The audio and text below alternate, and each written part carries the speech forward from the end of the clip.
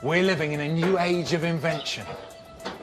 Brilliant brains are no longer just holed up in leading the university labs or research facilities. Today, inventors are coming together in technology hubs like this to design, To help improve people's lives. It's actually working. That's so cool. For this series, we brought together 7 of the UK's leading engineers, designers and computer programmers. I'm gonna make myself the guinea pig. They'll use cutting-edge science and technology to build life-changing solutions for people in desperate need. I don't know who to ask or where to go. In pain, uncomfortable. From helping individuals who are seriously ill Whoa! to solving issues affecting entire communities. Someone's either going to get seriously injured and can't get aid, or someone's going to die.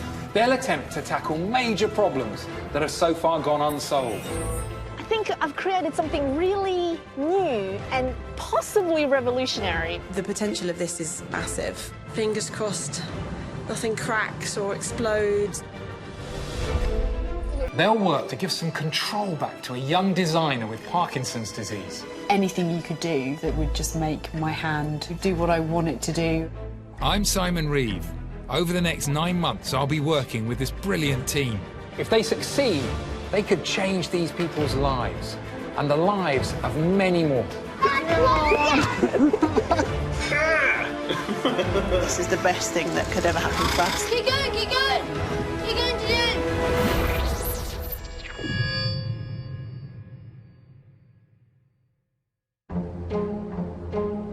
Our team's base is in East London. Known as a makerspace, it's one of a national network of inventors' hubs crammed full of the latest technology.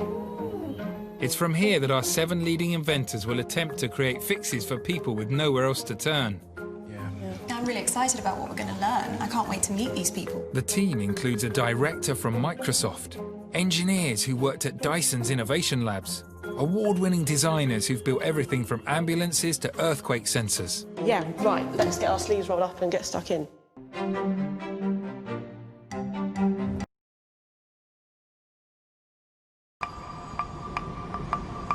The next case for our team is to help a talented young designer whose illness is affecting her career. Computer scientist Haiyan Zheng will lead the project. Her work includes designing cutlery for disabled people and even panic buttons for use in hostile environments. Currently, she's a director of innovation at Microsoft Research. What are you hoping to find out today? I think on the first visit, it's really just getting to know her, what she's like. And seeing where you might be able to fit in with your expertise and help. Yeah, exactly. So what are you doing? We've come to a busy design agency in London to meet 32-year-old Emma Lawton, a successful graphic designer. What does a creative director do in a company like this? We often do branding, we do sort of some print work. I sit around all day and colour things in, that's what I tell people. Emma has Parkinson's. It's relatively common among the over 60s. Emma developed the condition when she was just 29. Currently, there's no cure. Okay, right, I'm going to try and replicate this here. We're off to a great start. Emma's not expecting a miracle cure from Haiyan, but she'd like help dealing with symptoms of Parkinson's. Many sufferers find their limbs become more rigid and they experience tremors. I tend to kind of just avoid doing sketching and writing now because it's not really worth it if you get something like that. It's like anything you could do that would just make my hand do what I want it to do and to be able to sign my name would be an incredible thing. There's things like that that are really important to me to be able to kind of express myself through writing. How integral is drawing to your job? It's important to me as a person and as a designer that I can do it. Personally and professionally? Personally and professionally. This isn't just a job, this is an out. This is who I am. We're heading to Emma's home to find out more about how Parkinson's has affected her life. Thank you. How did your family take the diagnosis? In very different ways. My mum works in sort of learning disabilities and things like that, so she's incredibly practical in a crisis, and I know that she got incredibly upset about it, and she just didn't show me that. She was there for hugs when I needed it, but she went into battle plan mode, and I needed her to do that because I wasn't ready to do that myself.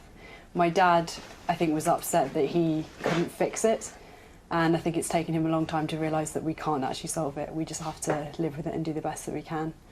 Hello. Hello. Hello. Hi. Emma's been with her boyfriend Shram for the last 3 years. Nice to meet you. Simon. Hi, nice to meet you.